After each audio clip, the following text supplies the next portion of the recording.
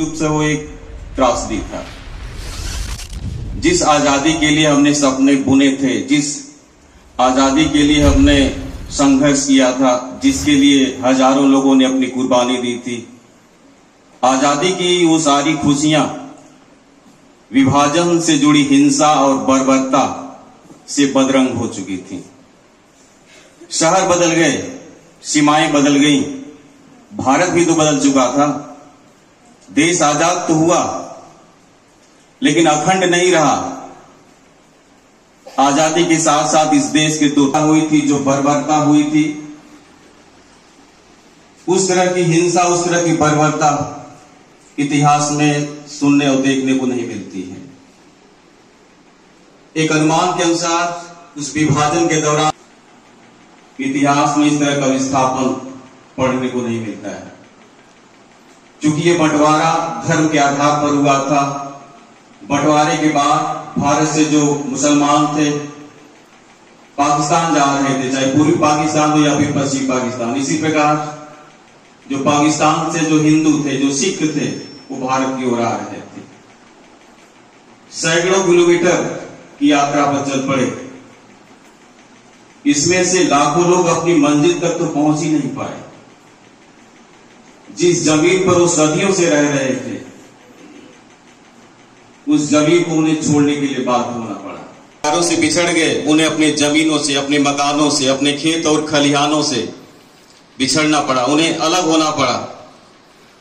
वास्तव में इसको 16 महीने का एक गृह युद्ध भी कहा जाता है, एक सिविल वार, जिसमें दोनों ही समुदायों के लोग एक दूसरे के कट्टर दुश्मन बन बैठे थे।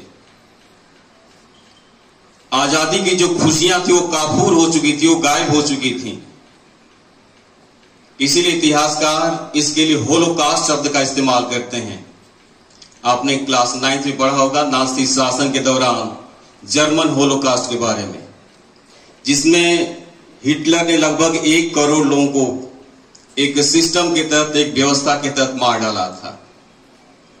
कुछ उसी तरह का होलोकास्ट भारत विभाजन के समय भी तो हुआ था।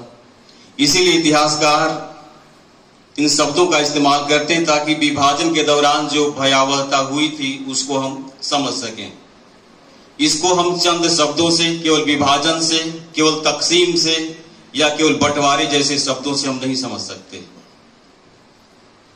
लेकिन दोनों में अंतर है। जर्मनी में जो कुछ भी हुआ सब एक सरकारी तंत्र के अधीन हुआ, एक संगठित तौर पर किया गया। भारत में जो कुछ हुआ, यहां जो विभिन्न समुदायों के जो धार्मिक ठेकेदार थे, ये सब उनकी विशुद्ध रूप से कारगुजारी थी।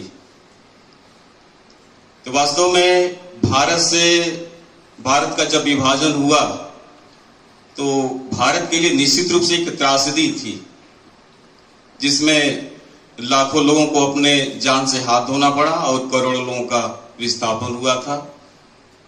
और इस तरीके से आजादी के बाद आज तक का हमने एक लंबा सफर तय किया है। उन पुरानी बातों को छोड़ करके हम लगातार आगे की ओर बढ़ रहे हैं, प्रगति कर रहे हैं और आगे भी प्रगति करते रहेंगे। इन्हीं शब्दों के साथ मैं अपनी वाणी को ही विराम देता हूं। धन्यवाद। जय हिंद, जय भारत।